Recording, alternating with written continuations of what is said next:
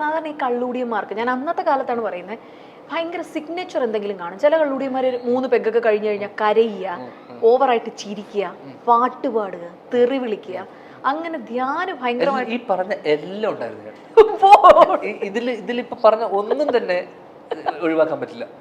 ഈ പറഞ്ഞ മീര പറഞ്ഞ ഇതിന്റെ എല്ലാം ഓരോ ഘട്ടങ്ങളായിട്ടാ. കുറച്ച് കഴിയുമ്പോൾ പാടും, ചീത്ത വിളിക്കും, അലമ്പും, അടിയുണ്ടാക്കും, എന്തൊക്കെ ന്യൂസൻസ് ഉണ്ടാക്കാൻ പറ്റുമോ, എന്തൊക്കെ എന്റർടൈൻമെന്റ് പ്ലസ് ന്യൂസൻസാ അതിന്റെ ഒരു. കാരണം നേരം വെളുപ്പിക്കുക എന്നുള്ളതായിരുന്നു എൻ്റെ ഒരു. രാത്രി അടി തുടങ്ങിയാൽ പിന്നെ വെളിച്ചം കാണുന്നവർ അടിക്കണം, ഈ വെളിച്ചം കണ്ടിട്ടേ നിർത്തുള്ളൂ, അതായിരുന്നു ശീലം.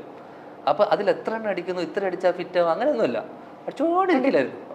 നേരം വെളുപ്പിക്കുന്നവരെ ഈ പരിപാടി ചടങ്ങ് തീർത്ത് എന്തെങ്കിലും ഈ പറഞ്ഞാലോ കള്ളൂടി ഓവറായിട്ട് ഈ വണ്ടി ഓടിച്ചിട്ട് വന്നു വല്ല കേസോ അങ്ങനെ എന്തെങ്കിലും വന്നിട്ടുണ്ടോ? അങ്ങനെ ഓടിക്കാൻ പോയി ബോധം ഉണ്ടായിട്ട് പുറത്തിറങ്ങാൻ പോയി പറ്റാത്ത അവസ്ഥയല്ലേ.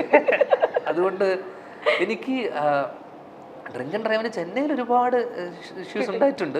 ചെറിയ ചെറിയ ചെറിയ ക്യാമറ ഒന്നും ഇല്ല. അന്ധകാലല്ലേ, അന്ധകാലത്ത് കുറെ ഡ്രിങ്ക് ആൻഡ് ഡ്രൈവ്. പിന്നെ അവിടെ തമിഴ്നാട് പോലീസ് ഭയങ്കര സഹകരണം. കുറച്ച് പൈസ കൊടുത്തു കഴിഞ്ഞാൽ അവർ അപ്പം തന്നെ നമ്മളെ വലിയ പ്രശ്നക്കാരൊന്നുമല്ല, ഇവിടത്തെ പോലെ സ്ട്രിക്റ്റ് അല്ല. കുറച്ച് പൈസ പിന്നെ അവർക്ക് വരുമ്പോൾ നമ്മളെ ഒരു വരവ് കണ്ടാൽ തന്നെ അറിയാം അടിച്ചിട്ടുണ്ട്. പിന്നെ എൻ്റെ വണ്ടി ആ സമയത്ത് എന്താ പറയണ്ടേ, കണ്ടാൽ ഒരു ഫ്രൈഡേ നൈറ്റ് അല്ലെങ്കിൽ സാറ്റർഡേ നൈറ്റ് അല്ലെങ്കിൽ പാർട്ടിക്കൊക്കെ പോയിട്ട് തിരിച്ചു വരുമ്പോഴേ, അല്ലെങ്കിൽ പാർട്ടിയൊക്കെ കഴിഞ്ഞിട്ട് തിരിച്ചു വരുമ്പോൾ സ്വാഭാവികമായിട്ടും സ്ഥിരം ചെക്കിംഗ് ഉള്ള 1-2 സ്ഥലങ്ങളുണ്ട് ആ സമയത്ത്. അവിടെയൊക്കെ കാണുമ്പോൾ തന്നെ സാർ എന്ന് പറയുന്ന പോലെ ഞാൻ സാറെന്ന് വിളിക്കുന്നു, അവിടെ അപ്പം തന്നെ സെറ്റിൽമെന്റ് നടക്കുന്നു, പറഞ്ഞു വിടുന്നു. ഒരു സ്ഥിരം ഒരാളാണ്, അവരുടെ ഒരു ഫാമിലി മെമ്പർ. കാര്യം ഞാൻ ഈ ഇന്റർവ്യൂ എന്ന് പറയുന്ന കുറേ കാലമായിട്ട് ഇങ്ങനെ ധ്യാനമായിട്ട് ഒരു അഭിമുഖം ചെയ്യണമെന്ന് വിളിക്കുമ്പോഴും എനിക്കിപ്പോൾ ഭയങ്കര ആഗ്രഹമായി. കാരണം I want sit with you, I want have a chat. കാരണം ഞാൻ ഒരുപാട് എൻജോയ് ചെയ്യുന്ന ഇന്റർവ്യൂസ് ആണ് ധ്യാനിൻ്റെത്. അപ്പോൾ ഈ കള്ളൂടിയുടെ ഒരു സീസണൊക്കെ കഴിഞ്ഞു എന്ന് പറഞ്ഞു, ഇപ്പം കംപ്ലീറ്റ്ലി ഒരു ന്യൂ മാൻ ആണ്. അതിനങ്ങനെ ഒരു വാക്കുണ്ട്. എന്നാലും മകളുടെ ഒരു ജനനത്തിന് ശേഷം എല്ലാം നിർത്തി ഒരു പുതു മനുഷ്യൻ, എന്താ മന്നവൻ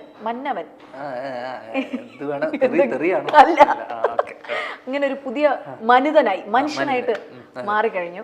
അപ്പൊ ഈ ചേട്ടനോ അച്ഛനോ ഒന്നും പറഞ്ഞിട്ടില്ല? കാരണം വിനീതേട്ടന് ഭയങ്കര ഒരു സ്ട്രോങ് ഇൻഫ്ലുവൻസ് ഉണ്ട് എന്ന് എനിക്കറിയാം. പറഞ്ഞിട്ടുണ്ട് ഒരുപാട്. അതൊന്നും ആ പ്രായത്തിലൊന്നും നമ്മൾ ആര് പറയുന്നതും കേൾക്കാനോ അല്ലെങ്കിൽ വകവെക്കാനോ.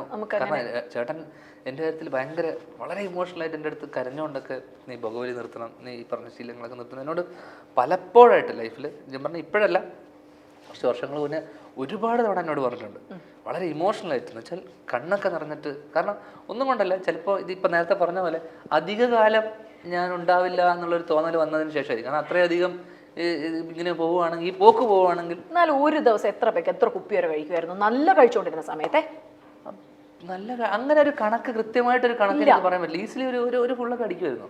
ആണല്ലേ? ഒറ്റയ്ക്ക് എന്നുവെച്ചാൽ എല്ലാവരും ഇരിക്കുന്ന സർക്കിളിൽ നമ്മൾ ഒരു കുറച്ച് ലിറ്റർ കണക്കിന് എടുത്തിട്ട് നമ്മൾ അത്യാവശ്യം, ഞാൻ പറഞ്ഞില്ലേ, നേരം വെളുപ്പിക്കലായിരുന്നു. ആണ്. എന്നാലും ഒരു റിച്ച് കിഡ് ആയിരുന്നത് കൊണ്ടേ, സ്പോയിൽഡ് റിച്ച് കിഡ് ആയിരുന്നോണ്ട് ഈ പൈസ ഇടുന്ന ഷെയർ ആണോ അതോ എങ്ങനെയാണ് ധ്യാനിന്റെ എല്ലാരും അങ്ങ്?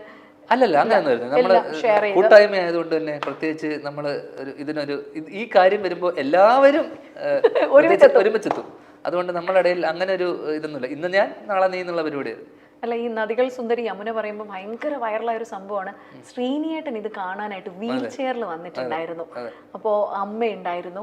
അച്ഛൻ കണ്ടിട്ട് പേഴ്സണലി എന്നാ പറഞ്ഞു ധ്യാൻ്റെ അടുത്ത്? പേഴ്സണലി ഞാൻ ആക്ച്വലി അച്ഛനെ കണ്ടിട്ടില്ല അതിന് ശേഷം. കാരണം ഞാൻ ഷൂട്ടിലായിരുന്നു, ഞാൻ വയനാട് നിന്ന് ഇപ്പോൾ വരുന്നത്. പക്ഷേ അമ്മയോട് ഞാൻ അന്ന് രാത്രി തന്നെ വിളിച്ച് ചോദിച്ചു അച്ഛന് ഇഷ്ടമായത്.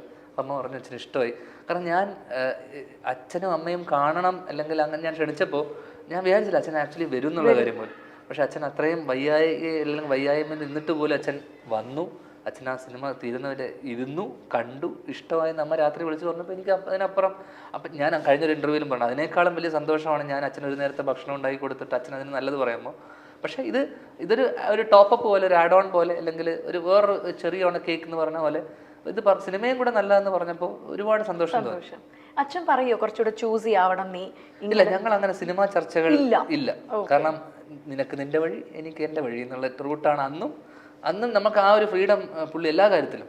തൻ്റെ തീരുമാനം നിന്റെ വിധി, നിന്റെ തീരുമാനങ്ങളാണെന്നുള്ളത് പോലെ.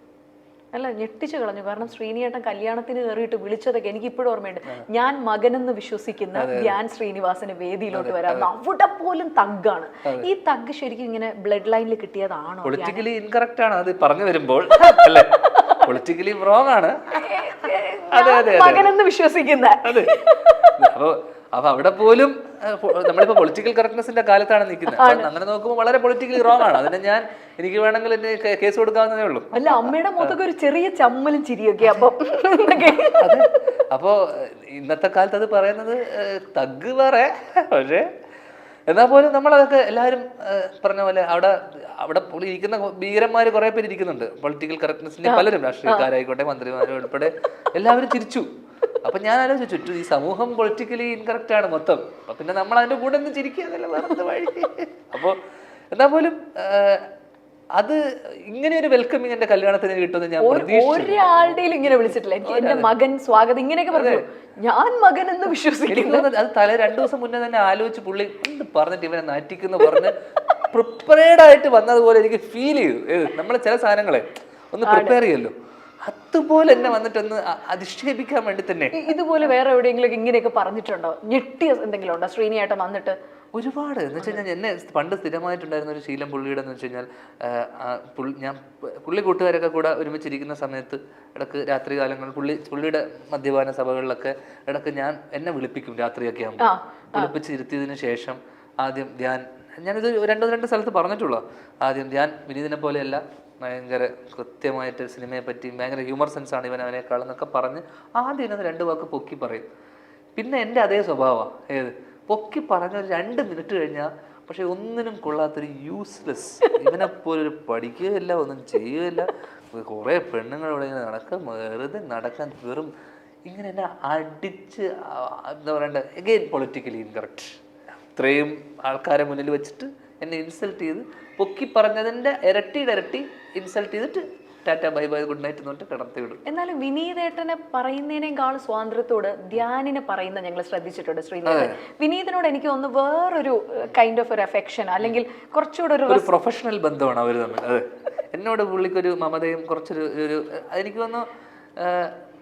പൊതുവെ വീടുകളിൽ നമ്മൾ ശ്രദ്ധിച്ചിട്ടുള്ള വെച്ച് കഴിഞ്ഞാൽ ഇളയ കുട്ടിയോട് അച്ഛനമ്മമാർക്ക് ഒരു പ്രത്യേക ഒരു സ്നേഹം ഉണ്ടാവുമല്ലോ, ഇളയ മോളോട്. അപ്പൊ ആ ഒരു സാധനം എനിക്ക് കിട്ടിയിട്ടുണ്ട്. എന്ന് വെച്ചാൽ ഏട്ടന് കിട്ടാത്തതിനേക്കാളും കുറച്ചുകൂടെ ഒരു വാത്സല്യവും ഒരു സ്നേഹവും കൂടുതലും ഒരു ഇതും എനിക്ക് അച്ഛനും അമ്മയും. അത് ഇൻഫാക്ട് ഏട്ടനും എനിക്ക് അത് ആ ഒരു കൺസേൺ അല്ലെങ്കിൽ ആ ഒരു സാധനം ഒരു അച്ഛൻ്റെ സ്ഥാനത്താണ് ഞാൻ പലപ്പോഴും പറഞ്ഞിട്ടുണ്ട് ഏട്ടനെ ഞാൻ കാണുന്നതും.